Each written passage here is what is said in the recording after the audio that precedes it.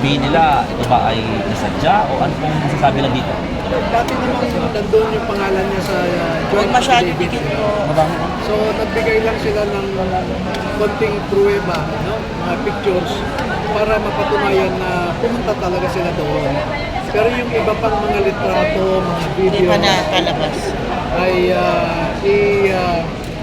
bibigay na lang namin sa Office of the Ombudsman. No?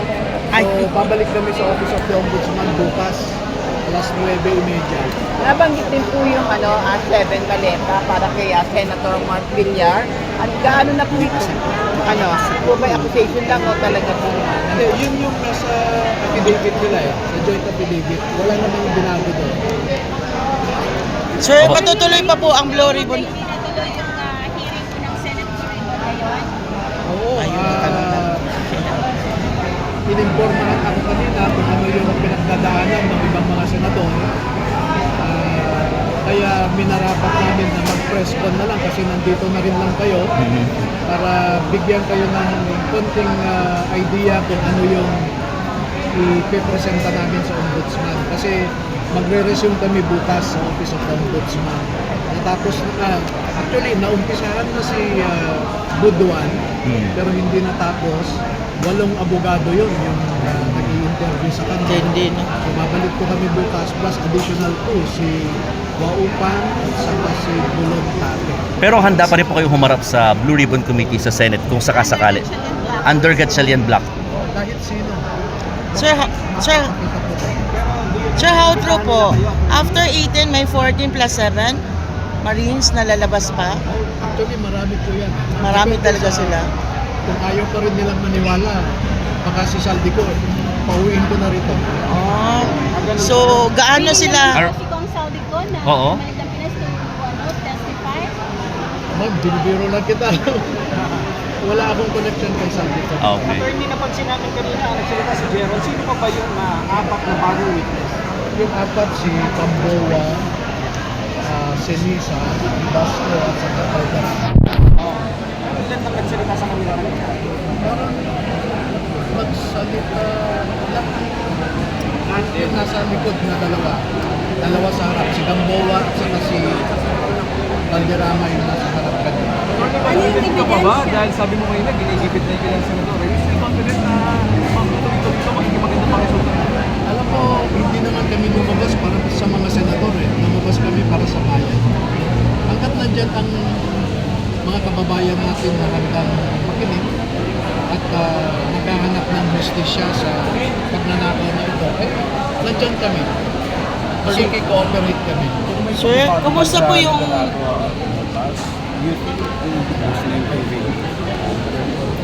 Sana imbitahan kami.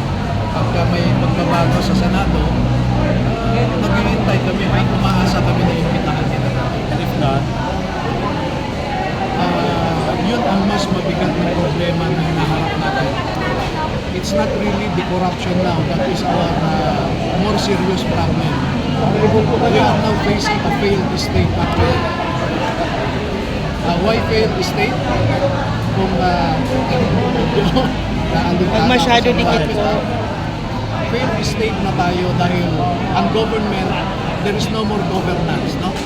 Yung tinatawag nating equality between branches of government, the executive, legislative, and the judiciary. The executive already captured the legislature. Diba? Captured na ang legislature, so wala na yung equality, wala na rin yung checks and balance. Yes. Congress can no longer check on the executive. Yung gobyerno ngayon is no longer serving and protecting the people. True. Why? Yung pagnanakaw na ito ay nawalan ng pondo para sa mga ospital, eskwelahan, sa disaster, at makikita ninyo, biktima na ang mga Pilipino. At there is an emerging school of thought in international humanitarian law that if there is a systematic and widespread corruption perpetrated by government, that amounts to a crime against humanity. So yung gobyerno natin ngayon, hindi na nagsaserve ng interest natin. Yung ekonomiya bumabagsak na. Yung rule of law, yung batas natin weaponized para habulin ang mga kalaban sa politika. Pagdating sa sovereignty, wala na tayong sovereignty kasi the administration now is willing to surrender Filipino citizens to a foreign jurisdiction, which is ICC. Ang sinabi nga ni Matibag, sa mga susunod na araw ay babahain ang Pilipinas ng ICC warrants of arrest. So gustong-gusto nilang ipaaresto sa ICC ang mga Pilipino, samantalang meron tayong functioning judicial system dito. No? So sinurrender nila ang sovereignty natin. So failed state na po tayo. Thank you. Sir, isa pa. Attend kami.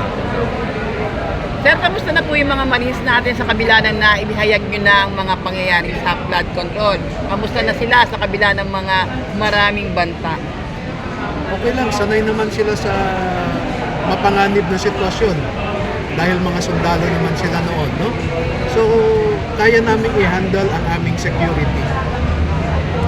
Sir, Thank nabanggit you. niyo Thank you, po sir. na marami na kayong kaso na natanggap sa buong Pilipinas po ba yun, sir? Oo. Luzon, Visayas, Mindanao. Meron na sa Marawi, Opo. sa Surigao, sa La Union. Paano nyo nag-gather yun, sir, sa iba't ibang, kunwari magkasabay yung mga hearing? And then, yung mga final nila sa labas ng Quezon City, dapat i-dismiss yan, no? Oo, Kaya nga, ang advice ko kina Abyong, Kasi kay dito Ortega, kay Barbers, ipa-review nila sa kanilang mga abogado Lawyer, yung oo. Article 360 ng Revised Penal Code. Tama po yun. So, sir, ano sa palagay nyo ang mga nangyayari ngayon? Kung sino yung naglabas ng katotohanan, yun pa yung nakukulong. Nakahanda po ba ang mga Marines natin? Kayo po ba nakahanda po dito? Yun na nga ang mas mabigat nating problema, sabi ko. Yes, nga. Yung failed state. Dahil yung mga batas natin ngayon ay ginagamit laban sa kanilang mga political opponents. No? Wala na yung rule of law na sinasabi.